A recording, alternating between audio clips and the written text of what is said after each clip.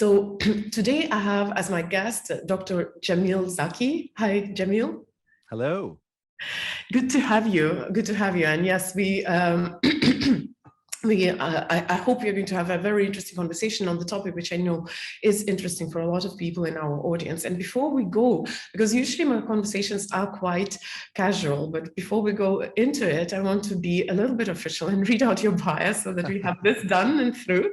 I know it's a very impressive bio, and people who attend my honest conversations, you know, I'm like a real sucker for academic people. I love talking to people who have PhDs and studying neuroscience. So that's, as I arrived to Jordan at 5 a.m., I was thinking like, oh my God, I have honest conversation. Who am I interviewing? And then I read it, I was like, okay, I'll be ready. I'll do it. So my guest, Jamil Zaki, is an associate professor of psychology at Stanford University. His research spans a number of domains, including social influence, pro-social behavior, and especially empathy. I believe that social influence in this context is not exactly the kind of influence that we are talking about when we are mentioning Instagram, but anyway, it's a cool combination of words, and we might talk about that. Sure. So, Dr. Zaki has pioneered a new perspective on empathy as a learnable skill, and much of his work focuses on training individuals, groups, and organizations to emphasize more effectively. In fact, this is going to be the conversation topic with us. Dr. Zaki received his BA in cognitive neuroscience from Boston University and his PhD in psychology from Columbia University, and conducted postdoctoral research at the Harvard Center for Brain Science. He has published over 80 peer-reviewed articles and received research and teaching awards from there. And now I'm going to list quite a lot of institutions, so have some patience.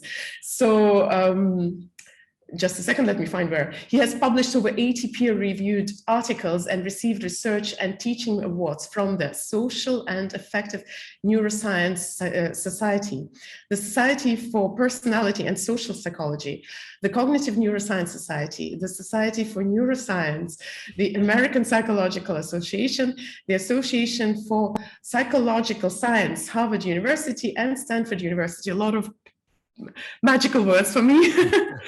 In 2019, he was awarded the Presidential Early Career Award for Scientists and Engineers, the US government's highest honor for researchers at his career stage. In addition to his academic work, Dr. Zaki is active in outreach and public communication of science.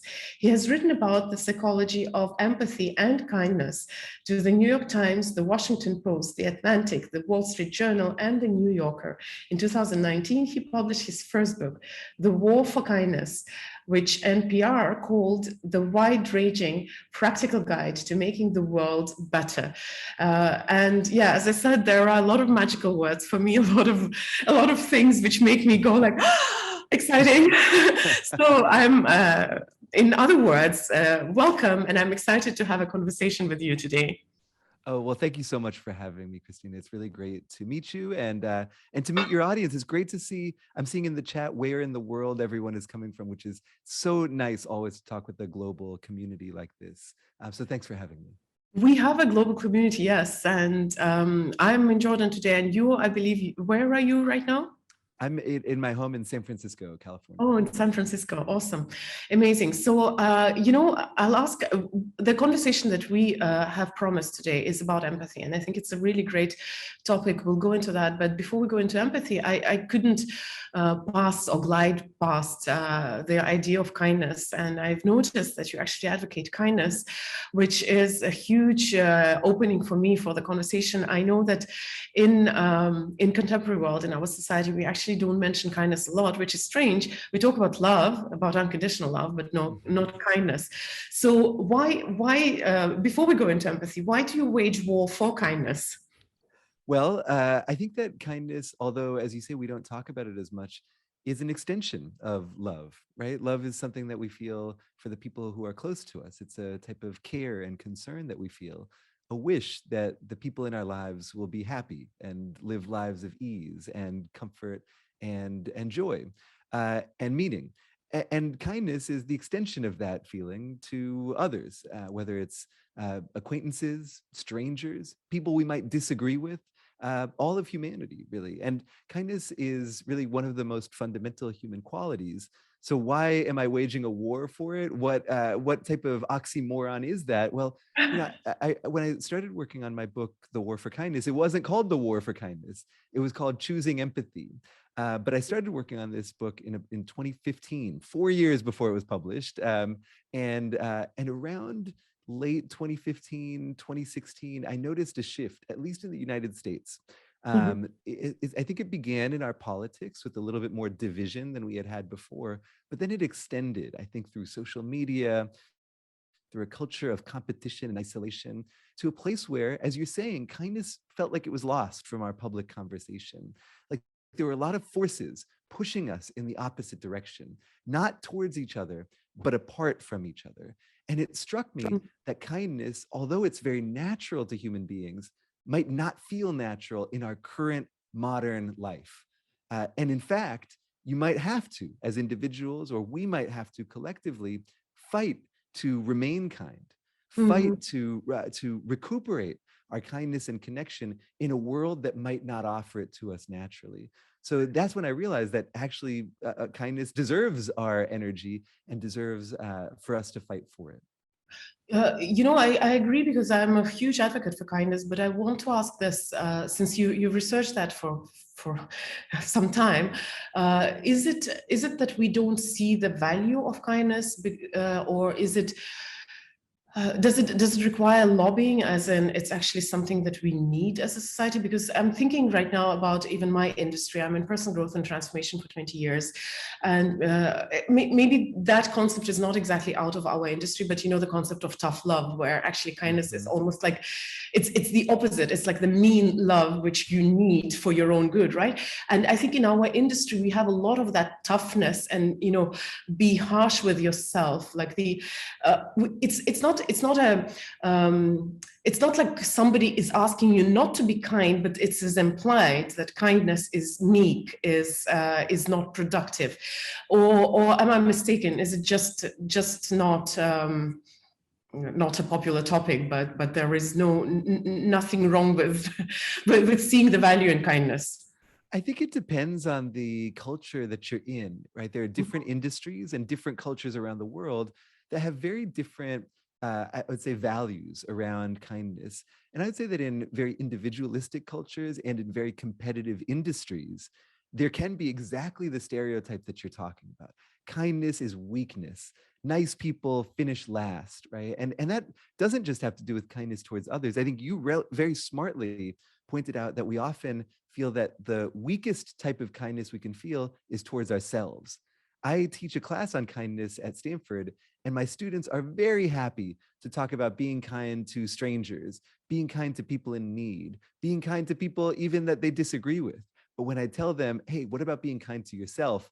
That's when they get nervous, because they think that in order to achieve, we need to be very cruel and harsh on ourselves, Yes. critical of ourselves, that beating ourselves up, whipping ourselves into shape, all of these phrases that you hear, that those are associated with peak performance. Well, it turns out that that is a stereotype I think you rightly call out. Here's the thing, it's almost entirely backwards.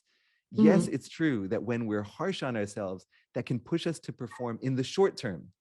But it turns out that that self-criticism in the long term leads to chronic stress, depression, poor performance, and especially poor performance in the face of failure and challenges. When we hit a roadblock, if we blame ourselves and spend all this time criticizing ourselves, it's very difficult to get past that roadblock, to get past that failure. It turns out that self-compassion, being kind to ourselves, which is not the same as going easy on ourselves, but at a deep level, wishing ourselves well, actually helps us perform better and overcome challenges more effectively. So, of course, I have a few questions in mind right now. One of them is there, since you come from academic world, I have to use the chance and ask, is there any research that proves that kindness is actually not counterproductive? And another thing that I want to ask, so sorry if I ask two questions at once. The other one is that, so you say it's almost the opposite. So how do you know the difference between the genuine healthy type of kindness you can exercise towards yourself versus complacency and being, like indifferent to growing? Yeah. Two excellent questions. So let me take them one at a time. First, there is abundant research, at this point, decades of research demonstrating that kindness helps individuals who are kind, not just the ones who receive kindness. So that's at a number of different levels. People who act kindly versus those who don't tend to be happier. They tend to have an easier time forming and keeping important relationships in their lives. But your question was about success, and there's also tons of research on that. Organizational psychologists have studied teams, everything from professional hockey teams and basketball teams to teams in the workplace. And it turns out that when those teams exhibit kindness towards each other, they perform more effectively. One of my favorite studies on this came out last year. It was with national basketballs. I happen to be a huge basketball fan. And so they had NBA teams, and they looked at the talent of the individuals on those teams. And then they scraped their social media profiles and looked for signs of narcissism among the players. And it turned out that teams that were full of very talented but narcissistic players performed much less well than teams that were where the individuals were slightly less talented, but also less narcissistic. Why? Because teams full of narcissists don't pass the ball and therefore are less effective as groups. Oh, but your question, sorry, but do you want, I can answer your second question as well. Yes. Yeah. So your second question, which is an excellent one, is about how we tell the difference between complacency and self-kindness. And it turns out that a lot of that answer is in what we believe about ourselves. My lab and I published a study last year. We asked people, do you think self-compassion will help you solve your problems? Or do you think that it's the same as self-indulgence and complacency? When people believe that kindness to ourselves is complacency, they refuse to be kind to themselves. But that in turn makes it harder for them to get over their problems and get over their struggles. So a lot of the difference between useful self-kindness and harmful self-kindness is what we believe about it. Oh, interesting. So essentially, if you believe that being kind on yourself is going to make you lousy and lazy, then that's how it's going to be for you. And if you believe that being kind to yourself is going to help you grow and evolve, that's how it's going to be for you. It's a self-fulfilling prophecy, right? It's your beliefs become your reality. That's really cool. So, of course, the logical question is well, I do not know how logical, but you did mention that your book, where you talk about waging war for kindness, that it started as a book on empathy. So how are kindness and empathy related? It's an excellent question. So empathy is a set of experiences that we have, and kindness is a type of action we perform. Right? So empathy is my internal response, usually to your feelings. So, if you were to get on this call and instead of being happy, you were weeping and in anguish, well, I might feel really bad myself, which would be emotional empathy, catching your feelings. I'd also think to myself, what's going on with Christina? Is she okay? What's happening? Why? What is she feeling and why? That's cognitive empathy, trying to understand somebody else. And I might care for you and say, oh my goodness, is there anything I can do to help? That's what we would call compassion, a motivation to improve somebody else's well-being. Those three experiences are empathy.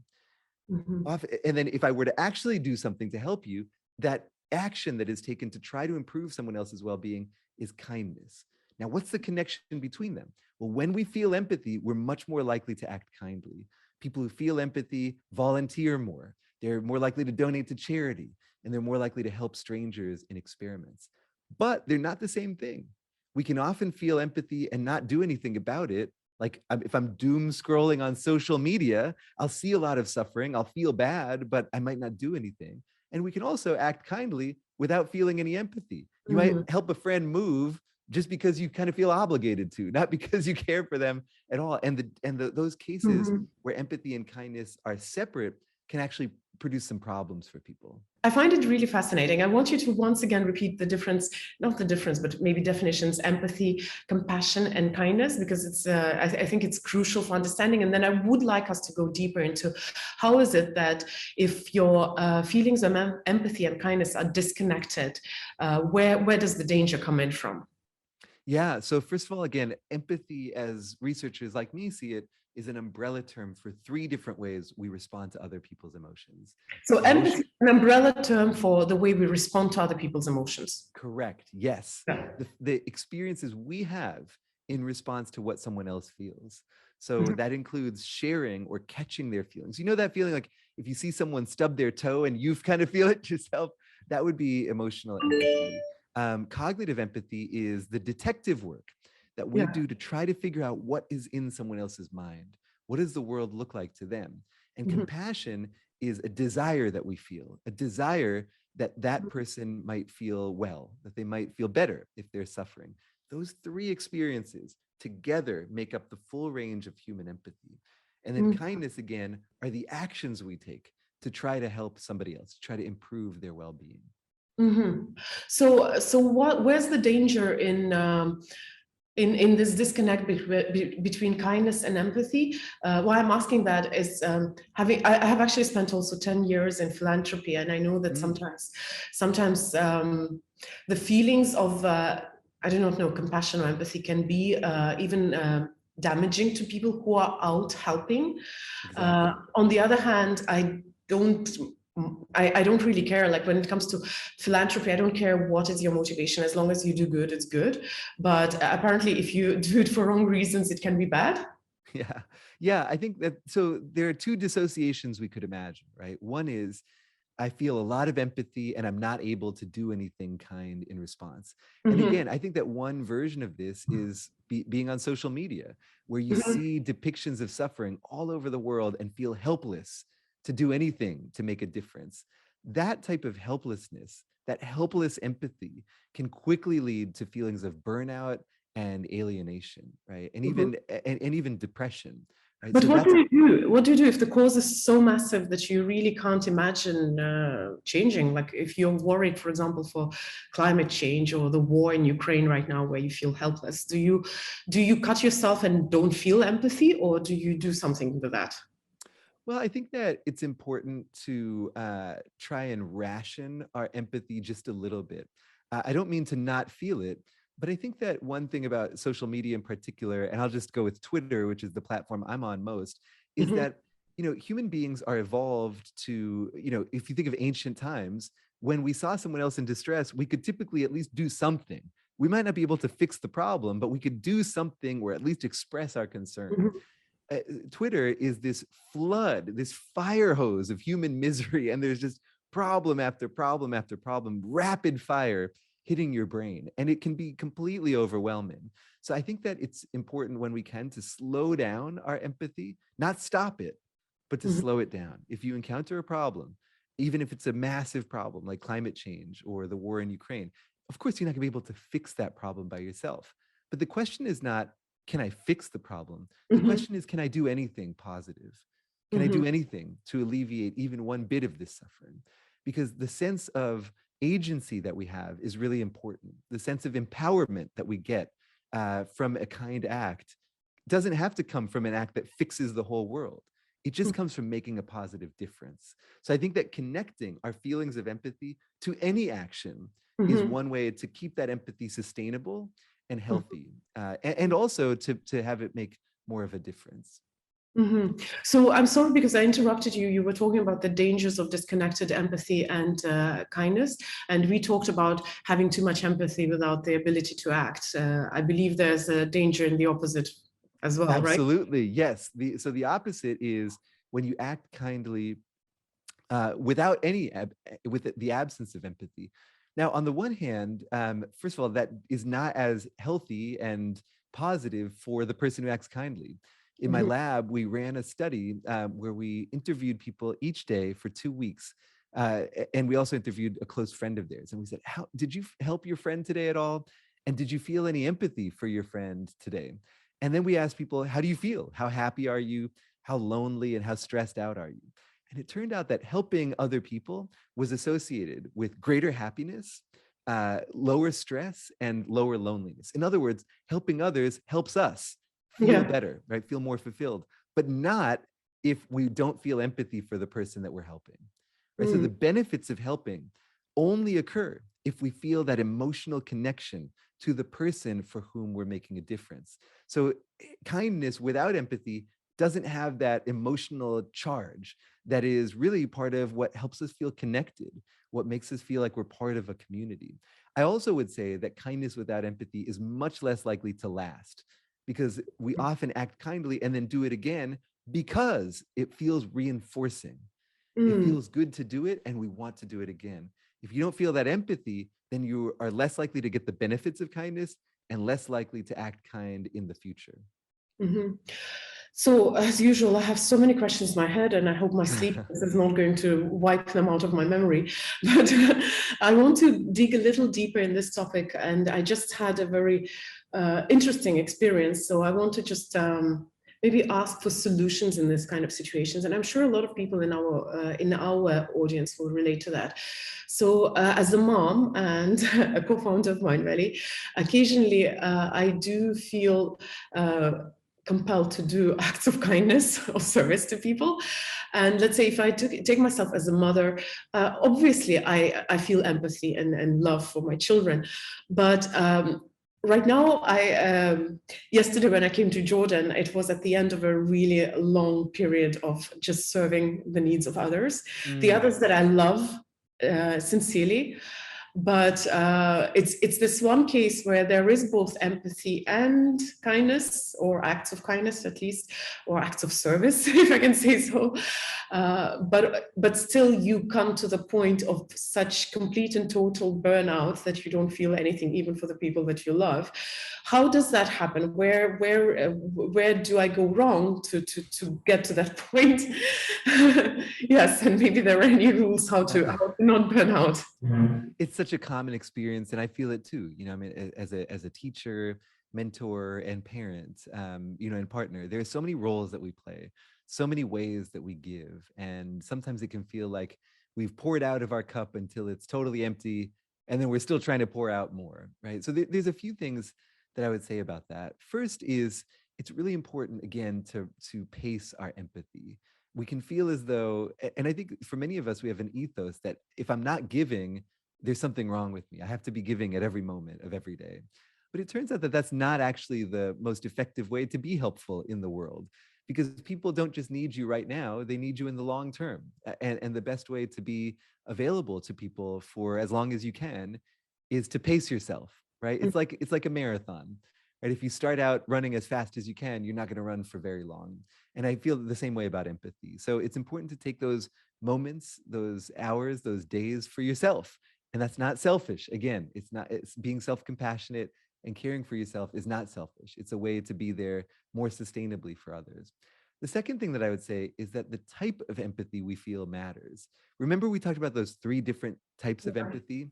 Sometimes I think a lot of us feel as though in order to be empathic, we have to feel everything. We have to feel all the suffering of the people around us. But it turns out that that emotional empathy is the fastest way to burn out. Right? Mm-hmm. If you really take on the pain of other people, that will cause you to burn out. It's also maybe not the best way to help other people. Right? I mean, imagine going, if I were to go to my therapist and he was crying and saying, "Oh my goodness, your life really is terrible," right? I wouldn't want that. That's not a great way to help me. No. Instead of feeling what other people feel, we often want the people in our lives to feel for us, but have some distance.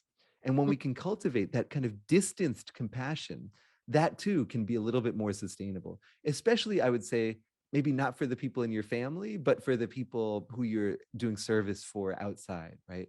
And maybe try to keep that emotional empathy for the people who are closest in your life, and that more distanced concern for the people who you're helping outside of your family, for instance. So those are a couple of thoughts that I have on making empathy a little bit more sustainable, but I also just want to validate your experience. And I bet that many people on this call probably feel the same way. I know that especially during the pandemic, many of us have been, myself included, have been doing a lot more in the home. Like I did homeschooling of my kids for quite a while also trying to help my students, my lab members, my colleagues, and strangers through acts of service. And it can be really exhausting. And that exhaustion is maybe the feeling of the 2020s so far, but it's one that we all have to manage in our own way.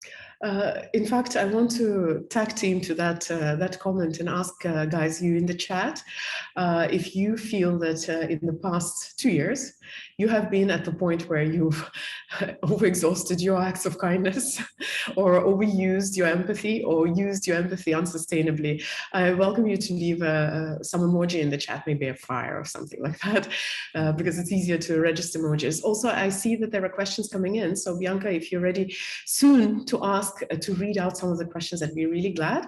Otherwise, meanwhile, I want to ask a question which I actually had on my mind. The first question that came to my mind when I saw my today's conversation topic and guest, and I really want to ask that. So it's about empathy, and there is this concept. Again, I'm talking from the point of view of personal growth and transformation industry, where empathy is not quite an alien concept, but also it's sometimes overused. There is a concept of being an empath, which I am struggling with, trying to agree to the idea that there is such a thing. And I know we'll be talking about learning empathy as well in a short while. But what I want to ask is that there is one thing that really helped me to go along in life was the idea that we very often don't know exactly what other people are feeling or thinking. We project our own experiences. For example, I know that there's a lot of research that shows that the way people feel emotions is actually quite individual, and often you can't relate to things which you have not experienced. Just for example, like Japanese concept of face, I don't remember the Japanese words for that, has a different connotation than, let's say, American understanding of having or losing face. So my question about empathy is that how much of empathy is an actual tuning into another person's emotions and feelings, almost supernatural kind of process, versus you mirroring your own experiences of other people? Wow, that's a beautiful question. So well put. And I think that it's a complicated one as well. You know, I often think of empathy, and forgive the quasi-poetic definition from a scientist, but you know, I think of us as all inhabiting slightly different versions of reality.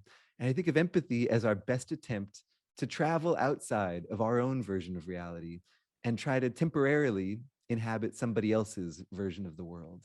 Now, how do we do that, right? Well, one way we might do that is through the resonant experiences we have with somebody. If somebody else is upset, I might get upset, and I might use my own emotions as a guide to imagine what their world is like right now. And sometimes that might work really well, but other times it might fail completely, exactly as you're describing, because people's lives are different and their experiences are different. And it's often very difficult for me to project my way in to imagining how you feel. Your story is different than mine. So if I imagine how I would feel in your situation, I might get it right, but I might get it really wrong, because the way you feel in your situation is probably very different than the way I would feel in your situation. It's like walking a mile in someone else's shoes is this metaphor that people always use. And I've never understood it, because your shoes probably don't fit me, and I'd probably be really uncomfortable walking in them. So one thing that I always suggest is, instead of perspective taking, which is imagining how you would feel in someone else's situation, try perspective getting, which is asking directly, interviewing people, trying to get more of their story. In other words, being humble about our own perspective and understanding that empathy does, you know, often build on our shared experiences, but it often also builds on our humility, understanding that we don't share everyone's experience, and being curious and combining that human curiosity with our emotional connection, I think, is one of the best ways to overcome the distance between us and actually get to know someone else's version of the world. So I naturally want to go deeper into learning empathy, but I first want to give a chance to people who have asked questions. So Bianca, is there anything which is particularly interesting and being voted up? Yes, I think the question that Faz is having, I'm just promoting Faz right now. Yeah. And he's joining in a couple of seconds. Okay, we'll do it the traditional way. Hey, Faz. Hi, Christina. Hi, Jamil. Thank you, Bianca. Hello. Hi. Sorry, I'm not able to get on camera right now, but is that okay, Christina? Okay, brilliant. Thank you so much. Okay, so thank you for giving me this opportunity. I absolutely love what you're saying in terms of empathy versus kindness, Jamil. I just want to ask in terms of how do we actually bring in this empathy and kindness and compassion within a conflict? So when things are heated, etc., how are we bringing this so that we can come to some kind of good negotiation, etc.? And what tools can we use? Yeah, thanks, Faz. That is the question of the moment, isn't it? Because our world is riven by so many different types of conflict. And it can feel as though empathy is this quaint, useless construct in the face of so much conflict, but it's not. And there are a couple of ways to leverage empathy and kindness and bring it to spaces of conflict. In fact, in my class at Stanford, I have an exercise that I do with my students called Disagreeing Better. And I actually have made that exercise available to the public on my book's website, so I can make it available to all of you here. But there are two steps to bringing empathy to spaces of conflict. The first is understanding that empathy is powerful, not weak, in the face of conflict. Oftentimes, we feel as though if I empathize with someone I disagree with, I've already lost the fight. Well, guess what? If the conversation is going to be a fight before it even begins, both people have already lost, right? Because the point of conversation, the point of trying to meet across difference is to find common ground. And it turns out that when people empathize, even with folks they disagree with, they are much more likely to find common ground, to realize that they do have points of agreement. And the person who empathizes is much more likely to convince the other person of their perspective. It turns out if you want someone to listen to you, one of the most powerful things you can do is listen to them first. The second thing that I would say is that empathy and kindness often can help with conflict when we move beyond our opinions and get to our stories instead. Sometimes people hyper focus on the thing they disagree about the most, but they don't get to know why the person feels that way. What is it about their life that has gotten them to this point? And so one of the things that I ask my students to do is that instead of just sniping at another person and yelling at them for disagreeing with you, try to be curious. Ask the person, not what do you think, but how did you come to think that way? And when my students do that, they're, first of all, horribly nervous to have these conversations. They think they're going to end up yelling at people and being yelled at, and they end up often not agreeing, right? And you don't have to agree with someone to make progress in the face of conflict, but they often end up not agreeing, but respecting the other person more and feeling more respected after sharing their stories, as opposed to just talking about their opinions. So those are two pieces that I would say, Faz, to that excellent question. One, remember that empathy is a strength. Two, move from opinions to stories when you can. Wow, brilliant. Thank you so much. So basically, if you want to be listened to, you listen to the other person first. Yeah. And also, yeah, understanding as to why, what, when, and how, the curiosity will bring in more understanding as to what's actually going on for the other person, and then in turn bring in that empathy to understand the situation better and come to better conclusions. Absolutely, that's right. Wow, brilliant. Thank you so much. I really appreciate all your knowledge and I really appreciate your shares. Thank you. Faz, thank you. Thank you so much for joining us, and thank you for turning conversation in this direction, because I actually was taking it very, very philosophically, and I think it's important to talk practically about that. So in the wake of your question, I want to ask the follow-up question. So very often when we argue, the difficulty in listening first is exactly because you want to defend yourself, or defend your point. Or in my case, for example, I know that the perception of injustice is something that triggers me the easiest. So I can be very patient with people, but the moment I feel that somebody is being unjust to me or I'm being misunderstood, that's when I can't hold it anymore.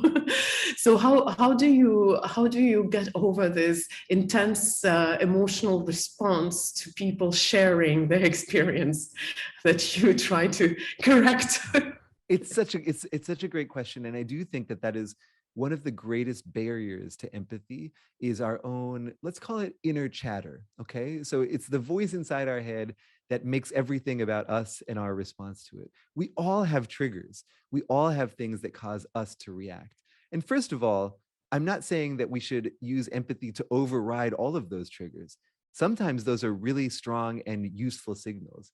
You do not, no one has the obligation to empathize in a situation that is personally threatening to them, for instance, right? In an abusive situation, or in a situation where someone is bigoted or trying to harm or erase the people like you, right? I mean, so no one has an obligation to empathize in those cases. But when we can, when we feel safe doing so, it's important to realize that when we're having a response to somebody else, and that response is overriding our ability to understand where they're coming from, that might short circuit what could otherwise be a more productive conversation, right? So it's important when we can to say, well, can I quiet down that inner chatter? Can I realize in a mindful way that I'm having this response and then put it to the side? Just for the moment, right? And that's not the same as saying that I'm wrong. You're probably right to respond to injustice that way. But if you want, in the context of that conversation, to move beyond that response and see if you can make any more progress, you can try to mindfully set that aside and return to honest and open curiosity about, well, why does this person feel the way they do? Who are they that they've arrived at this position? And I think that quieting that inner chatter is critical for building true empathy, especially in the face of stress and conflict. So, Bianca, if there is, I still have a lot of questions I want to ask, but I think I will give a chance to more people to join the conversation. Bianca, if there's anyone else whose question has been voted up and whose question should be asked publicly here, I am ready to pass the microphone again and hold my own question on the back burner as a practice, as a practice of patience and not blurting out everything I want to talk about. Bianca is. Okay, so just 1 second. I'm trying to promote and it takes a little bit of time. But meanwhile, I can read a question from someone that is not ready to come on camera. I found it very interesting. Where to draw the line between empathy versus getting used by people, as in they will approach you all the time and you get burned out? Yeah, it's a great question. Empathy is a tool, right? And we're talking about how we can expand it and extend it in the face, for instance, of conflict. But it's a tool that we can use mindfully as well and intentionally. Saying, one of the punchlines of my work is that empathy is a skill and something that we can develop and build. That doesn't mean that we should empathize as much as possible all the time with everybody. I mean, imagine trying to do that and walking down the block in Manhattan. If you felt everyone's pain, you would like collapse into a heap within 30 seconds, right? So the point is not to empathize all the time. The point is to align our empathy with our values. Now, that might mean different things for different people. I know for me, it means empathizing as much as I can when I can, but also being wise. And if that empathy is taken advantage of by somebody over and over again, and I feel like they're using me, maybe being more cautious, maybe even being more reluctant to connect with that particular individual, and instead pointing my empathy at people who might use it more effectively, who won't burn me out in that way. So I think we all have our choices to make. I'm not telling anyone how to make them, but I'm telling you that you do have the choice, and that it's important that you align your empathy with your values and with the way that you want to be in the world. I really wanted to repeat that phrase, and thank God you repeated it yourself, to align your empathy with your values. How does it work practically to align empathy? Because it sounds beautiful, but then, once you're in real life, your values are here and your empathy is there and you are here. Well, I mean, I think that we make choices about all of our emotions. We align our anger with our values. We align our sadness and joy with our values as well when we can, right? I mean, you want to maybe, for instance, I'll use the example of anger, right?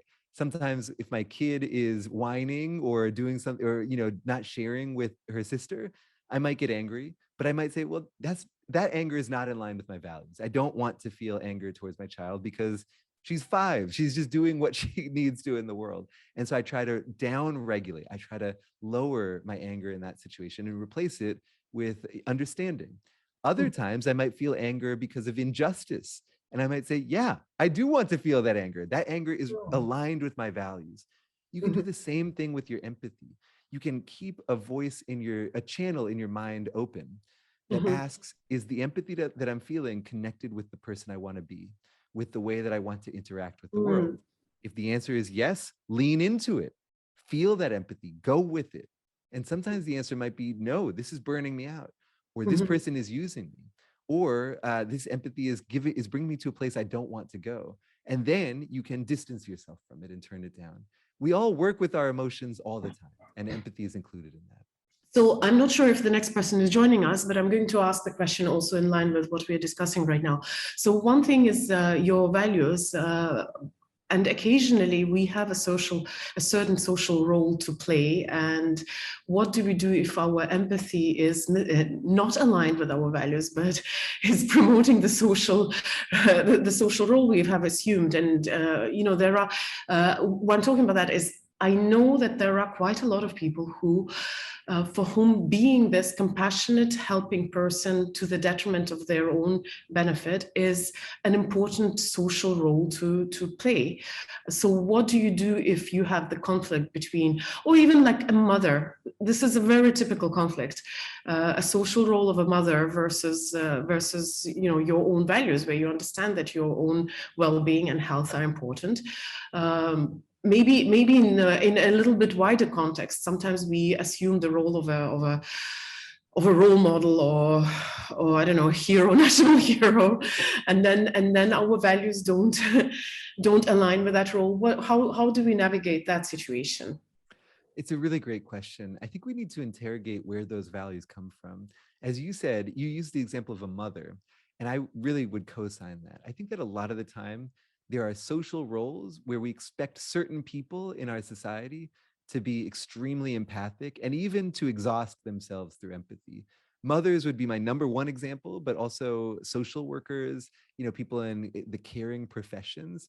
I would argue that women are way too often expected via their social roles to empathize until there's nothing left of them. Men are very rarely expected to do that. And I think that sometimes, look, if that's a social role that you accept and that actually aligns with your personal values, great, that's great. And I think, again, I want to encourage people to make choices and be intentional about their empathy. But I think that for many of us, we're kind of forced into those roles, and we might question whether, is that really how I want to be in the world? And again, is that really how I can be the most helpful? I think a lot of us feel as though we have to be martyrs, sacrificing ourselves for the well-being of others.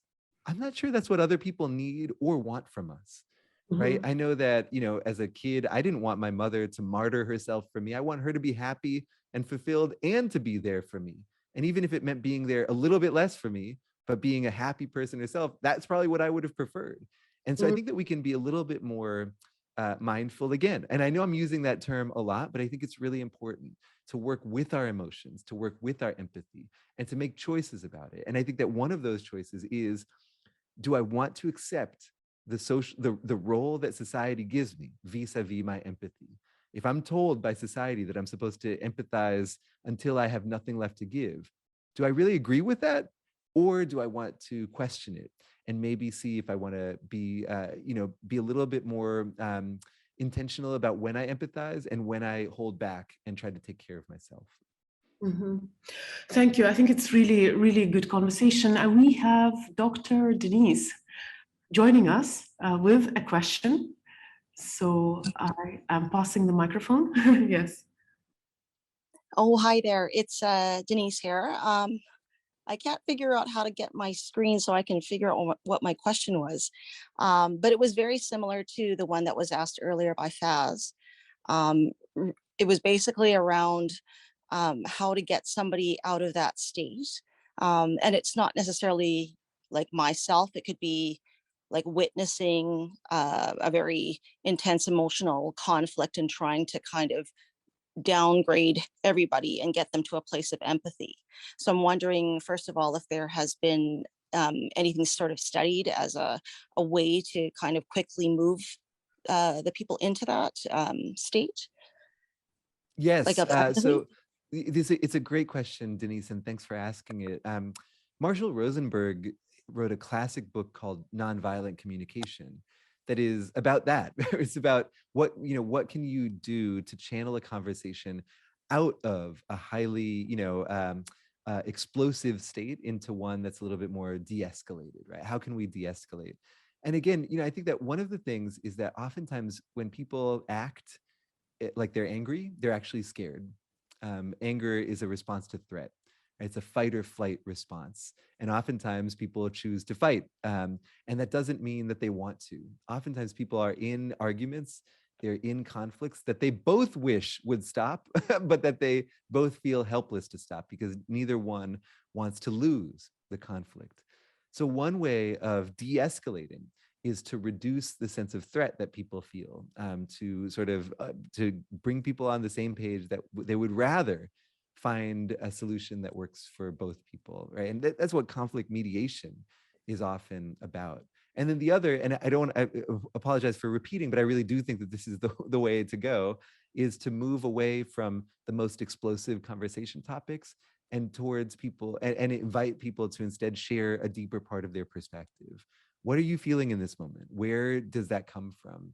And what part of your story makes you feel the way that you do right now?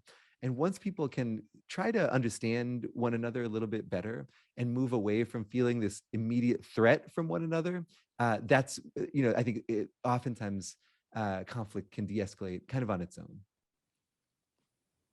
Okay, perfect. Thanks for that. I have another quick question. It's kind of related to that.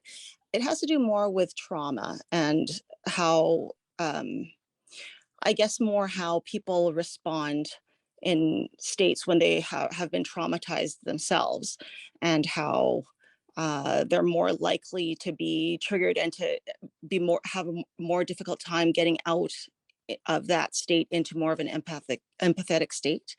So I'm just kind of wondering, has that been studied, or has there been any particular methods that could be used for that particular, like for those particular people? Yeah, there's a lot of work on this. I read about it in my book as well. And trauma turns out to have a very complicated relationship with empathy and kindness. In some cases, people who are traumatized, as you're saying, turn inward and feel more isolated and have a much harder time connecting. But that is not the most common outcome. In fact, very often people who experience trauma feel heightened empathy especially for other people who have gone through that same type of adversity. And oftentimes they turn around and act quite kindly to other people. In fact, there's a whole scientific literature on something known as altruism born of suffering. The idea here is that when we go through really difficult moments in our lives, it kind of pops an antenna out of our mind and makes us more attuned to the suffering of other people and makes us feel more urgently like we want to make a difference for those other people. So some people who go through trauma end up a lot kinder and more empathic. Others end up more disconnected. One thing that makes a difference is whether you feel support from others immediately after your trauma. If you do, you're more likely to go down the path of becoming kinder through it. And if you don't, you're more likely to go down the path of becoming more isolated.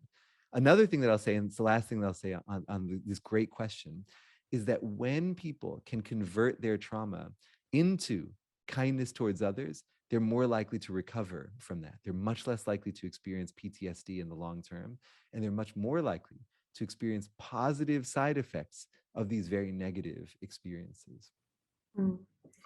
Thank you so much. Thank you, Dr. Denise, for joining us. Really great questions. I absolutely relate to both of them. So thank you so much. We don't have a lot of time, but I did want to ask a question which is a little bit dictated by my own personal experience. I know that there are some people that we deny them the ability to be empathetic. And by saying that, I say, I say it because we often think that some people can't be empathetic. Why am I saying that is because my son, for example, he has Asperger's, and I know that people with Asperger's actually do have empathy. They have issues with perspective taking rather than empathy. But a lot of the times people with this diagnosis are considered unemotional, unfeeling, unkind even, as if they cannot or have no ability to feel empathy. So again, I'm saying because I know my son very well, it is not quite so. My question is, so those people who come across as unfeeling or mean, do they really not have empathy? Do they lack empathy? And I'm not talking about psychopaths, which is like an extreme case, but regular people. Or is it just that they don't act out of their empathy? They don't show it? What's the case? And what do you mean when the next question, I know we have very little time, but the next question would be maybe some little hint as to how do you teach people to practice empathy? Yeah, it's a great question. There's so many reasons that people don't express empathy. I think that for people with Asperger's or autism spectrum disorders, and I'll go there first, you're exactly right, first of all, that there are issues with what I would call cognitive empathy, that a lot of people with, who are on the spectrum have some trouble understanding what others are feeling exactly. But when they do understand, they're more than capable of sharing those emotions and feeling care for those emotions. So what do we do with folks who have Asperger's? Well, one thing is we can stop asking them to try to, work harder to understand us. We can try to be a little bit easier to understand ourselves. We can communicate more clearly. And we can tune we can become easier targets of empathy as well. And that's something that we can always do, is try to communicate more effectively to draw out others' empathy. So sometimes a lack of empathy might come from a lack of understanding. And when that does, we can try to make ourselves clearer. We can always, right? Empathy is work that occurs in two people, not one person, right? It's important not just to empathize, but to give other people the material they need to understand you. And that's especially true if you're interacting with someone with Asperger's, but I think it's true of interacting with anybody, because as we were just saying earlier, no one fully understands anybody else's perspective. Other times I think that people might seem unempathic because, and again, we talked about this earlier, because they feel threatened, because they feel like they're not safe to empathize in that moment. So I think creating psychological safety, what I would call, psychological safety, a sense of openness with another person, is a powerful way to invite them to feel empathy, even when they might be scared to otherwise. Thank you so much for these beautiful answers. I'm going to be finishing up this conversation. Unfortunately, it's so interesting, and I would have loved going more into understanding how science is actually digging into these fields, because we in personal growth very often have more of an experiential approach to these topics, but I really love looking at the science behind the emotions and how we work with these emotions. But unfortunately, as usual, we only have 1 hour, a little less of those conversations. So I want to maybe highlight one of your last answers, because this so resonated with me. The idea that we sometimes have to make ourselves more clear and easier to understand. I think this empathy, I know you're fighting for empathy right now, but there is also a little bit of this highbrow empathy that, you should get me, or you should be more yes. I think it's also maybe damaging our cause of making empathy more palatable and more universally usable. So thank you for this great idea that maybe sometimes we also have to be a little bit more understandable to other people so that they can easier empathize with that. So thank you for this great answer. Traditionally, dear friends, thank you for joining us. I want you to ask to leave a heart for my wonderful, wonderful guest, and for co-hosts also for joining us and asking the questions. Thank you so much for joining me, Jamil. It was a pleasure, and it's such a pity that we only have 1 hour. Yeah, maybe we'll find more narrow topics to go deeper and dig deeper and be more practical in terms of how to learn to be empathetic and how to make this world a better place. Well, thank you so much, Christina. This has been a delightful conversation. And thanks everyone for joining. I've loved your questions. And yeah, there's a whole world of empathy science out there. And if you want to learn more, there's all sorts of resources that I can point folks to afterwards if they're interested. Thanks In so fact, much. if you don't mind, you can write the name of your book you mentioned here once again, if it's not too hard, or maybe I know we'll probably also put the links under the recording, but anyway. Yes, thank you so much. And guys, have a great week ahead. There is still quite a bit of it left. And yes, let's keep being kind to ourselves and to the world. Take care, everyone. Bye-bye. Bye-bye.